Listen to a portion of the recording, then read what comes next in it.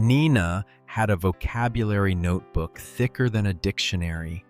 Words like meticulous, inevitable, resilience, she knew them all.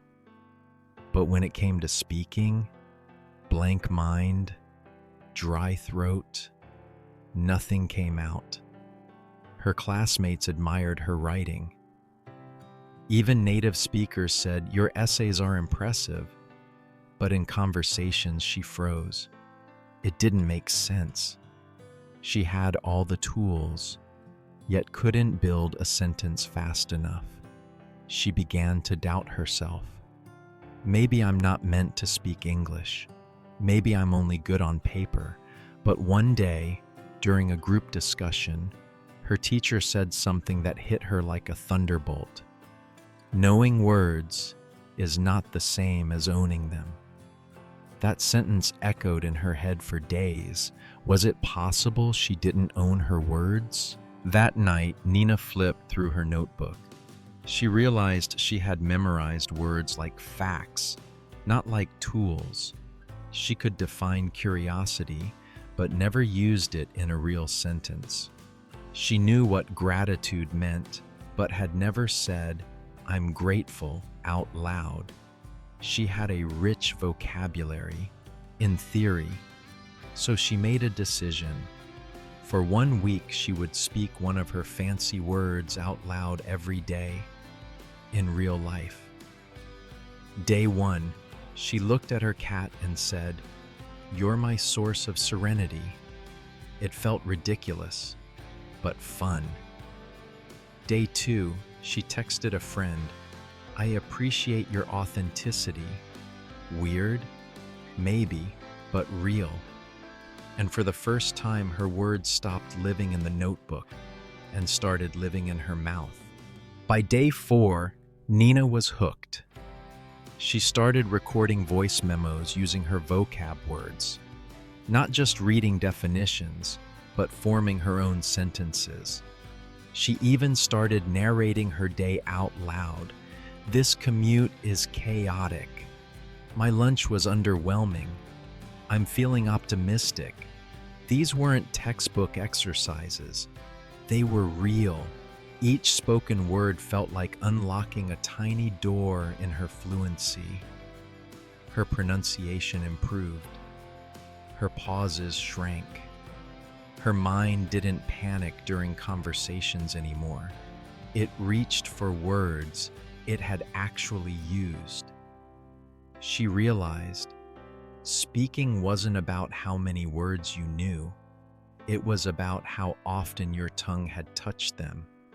If this sounds like you, don't stay stuck in silence. Subscribe to this channel and hit the bell. Then go speak your vocabulary into existence. Nina's classmates noticed something. She no longer hesitated during group activities.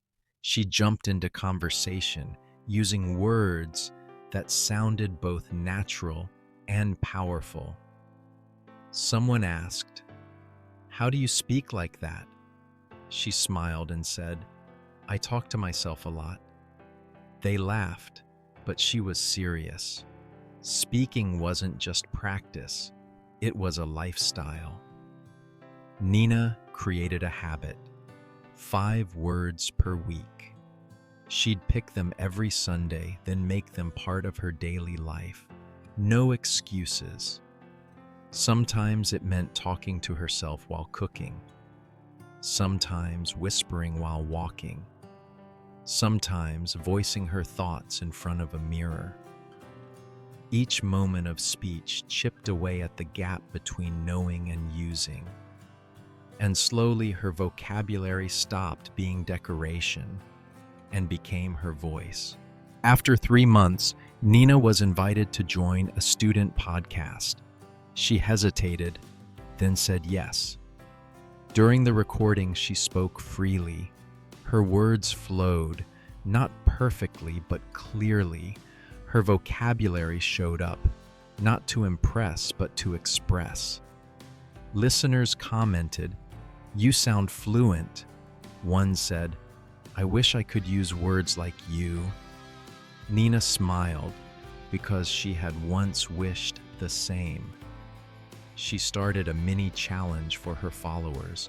Don't just write words, speak them every day, out loud. Dozens joined, some shy, some struggling, but all growing. And Nina kept reminding them, you don't need more words, you need more spoken words. Now, Nina teaches one simple idea. Fluency isn't about collecting vocabulary, it's about putting it to work. You don't need to know every word. You need to trust the ones you already do.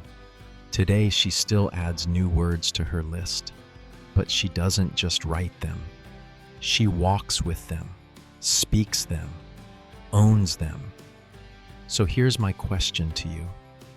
How many of your words are still trapped in your notebook?